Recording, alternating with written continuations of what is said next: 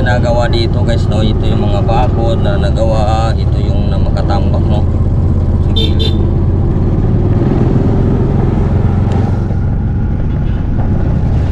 Yan, may mga manukan dito. So yung mga ilaw dito guys, may mga ilaw naman to dito, bakit nangawawala na?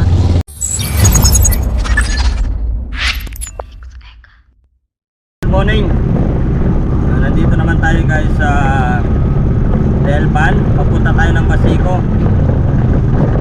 Kumusta po kayo guys? Ito lang po ang ngayon, maliwalas at maganda ng dito daanan. Nandito tayo sa tulay na Delpan, paakyat tayo guys.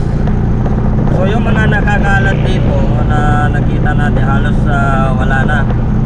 Diba dati maraming dito, yung mga kalat-kalat dito ngayon na wala na, nakikita natin. Pero yung guys sa mga motorista, ingat lang po dito, titingnan ko lang kung okay na.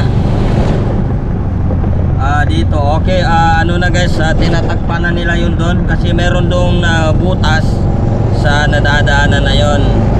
Kaya yun lang po ang sinabi ko na medyo delikado, katulad mga ito sa mga nakamotor, mabibigla sila. So ito na guys, papasok na tayo ng Basico. Yung daanan natin papasok Basico, ito lang guys. Araw po na linggo ngayon. Siguro naman maganda-ganda naman ang daloy ng mga tricycle kasi wala yung mga container po. Maliwalas lang yung daanan guys, lalo na kontrolado ng ating mahal na Yorme. Lahat po ng mga nakasagabal pinatatanggal niya dito sa gilid, yung mga na makasagabal dito. Kaya ito ikita natin malinis ang daanan guys. Hanggang dito pupuntahan natin, hanggang dun guys sa gilid ng karsada, gilid ng dagat, yung dito sa block 15 dadaanan natin para makita natin, maging sa natin ang area dyan, kung na ba o malaking pinagbabago. Magkakalam lang dyan guys, minsan kasi yung dyan guys, napakalakas ng alon dyan, tumatawid doon sa gutter pag yung tubig ay lumalaki. Pag lumalaki ang tubig, mataas yung dyan guys, yung alon. So dito pa tayo guys sa gate. Ito po ang gate ng Block 9, yung gate ng Barangay 649 Basico, Port Area, Manila. Ito yung kanyang gate guys. Pasok labas, dito yung daanan. Dito yung dadaanan niya. So ngayong morning, nandito tayo.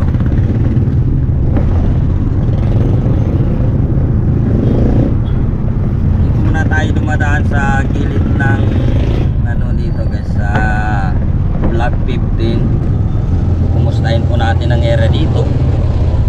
Makikita natin na ito, meron pa rin dito medyo lang guys, pero naman to, yung mga dumadaan dito hindi pa namang ng daanan to.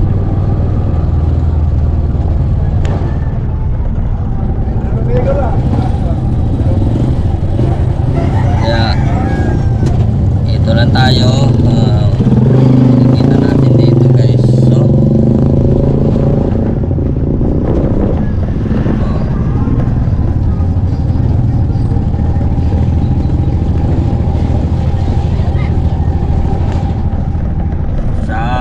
magpapagawa po ng tok-tok, dito nila nyo lang makikita yan guys dito. Merong gawaan dito. Nag-aayos na mga tuktok, meron dito. Yan.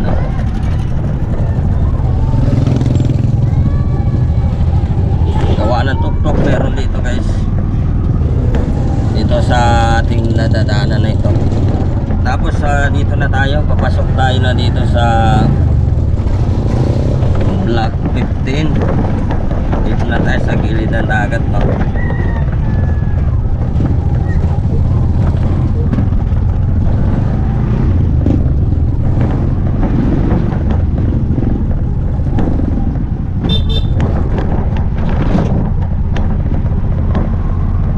Dito na tayo guys. So yan ho, si ma'am ano pa si ma'am. Yun, marami pang mga ano dito. Hindi ko alam dito sa unahan dito kung anong kung okay na. Pero ito yung ano dito, yung mga ginagawa dito guys, no. Ito yung mga bakod na nagawa. Ito yung na makatambak, no, sa gilid.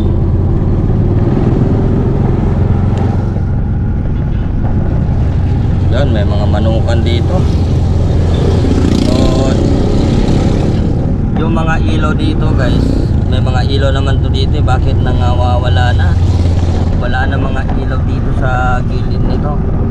Saan kaya napupunta mga yun? Dati yan may mga magandang ilaw dyan. Siguro inano kasi ayusin to eh.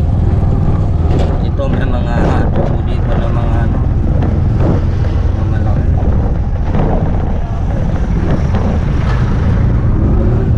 Ano ito kasi sa ano, sa gutter. Pero sa ngayon wala yung ano, yung alo, no. Tahimik yung ano diyan. Tahimik yung tubig pag may bagyo na ano, yun pumapalo dito sa gutter. Grabe yun.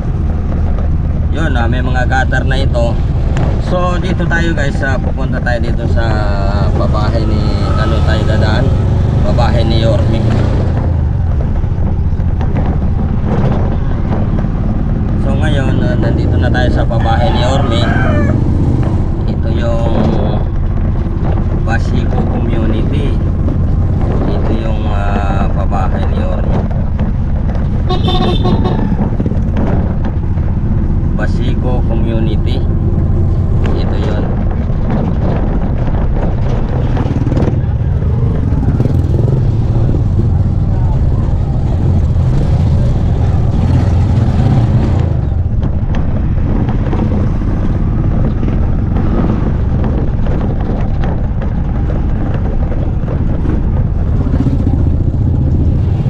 Yung ano dito guys, ano nakasulat dito na Basico Community, parang natatagal, pero inaayos yata, oh.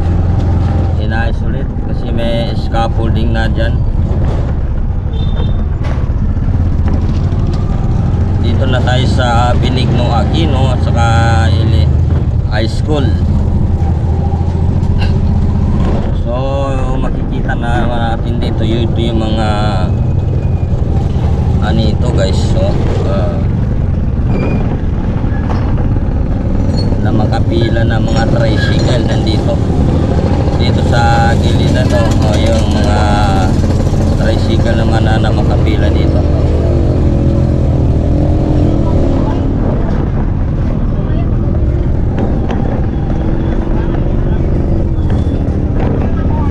Yung ano lang dito sa papunta ng ano ito, Gasangan, o ito rin pwede naman tumagos ng Block 9 extension o Block 9 Tambakan. Dito na ngayon tayo. Tingnan natin dito para ma-verify natin.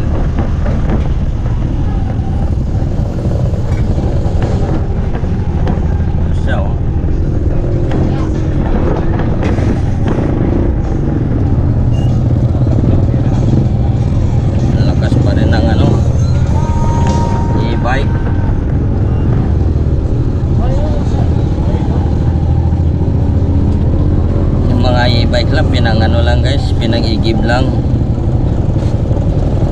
dito sa Basico. Minsan sineservice ito para mapakinabangan nila na ano, pinag-iigib na nila. So, dito sa unahan natin nakadala siya atin ng 4 na galon. So 4 na galon, malaking bagay na yan kasi ang tubig dito hindi pa na gaano na ayos, mahirap nga.